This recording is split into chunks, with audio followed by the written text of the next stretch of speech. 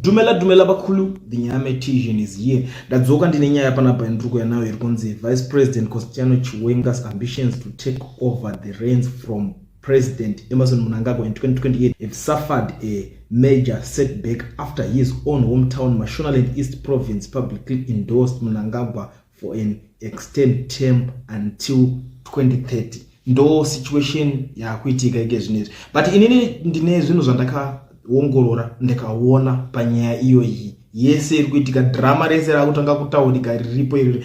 Chinjiri kudai so chandakaona chekudai so guys.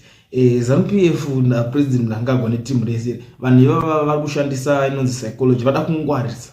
Kakungwarisa kayake kunyozoziva kuti imimi muri kupopota muchiti sadhaki iri kuuya, ivo vari kutofambisawo imwe agenda kuti 2030 tinge tichiripo,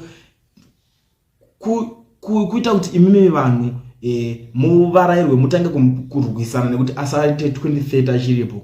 But mune nyaya yenyuma muchipopotera pamashuru apapo yekuti muti aiwa siyo muripoti zvakaitika pambaniki kuna tinozvifarira, makutokanganwa iyo yatopa side isina basa kwamuri, makutofokasa nekuti muda kumutadzisa kuti apinde 2030. Iye achitaura kuti 2030 ndendasiya ndendatozorora kudhara. But imimi iko zvinge zvimanje makanororwa nebrain manje makumhanyira ikoko. Even makada kumhanya zvese muchiungana muchiti sadhaki yayo takada unopopota tichinodemonstrate tichita se muchadzokera nyaya pfungwa dzenyu dzakatwist kwamba kungoti aiwa ada kuti 2030 makunotanga kunomhanyira zvinhu zvisipo kureva kuti term inei yake yese achangopedza pasina kana nomukanganisa kana nomuvhiringidza. Ndo inini zvandakaongorora panyaya yese iri kuitika. Zvimwe zvese zviri kuitika kutambisana bhora risina mweya chete, skillful ndo yakatorwa ipapapa yengoti ayo ngatichingoti 2030 anenge achiripo pachicreatwa drama. Because imimi haukamu kuti munotanga kupopoterana pachenyu, asi VP Chiwenga wacho hana kana one way ari kutaura, ari kutoshanda vachikuitirana, vari kufambidzana, vari kudyidzana, everything bo pese buda ndibude uyu achibudapo yachipinda achisiwapo achimhoresana vachiperekedzana kuma airport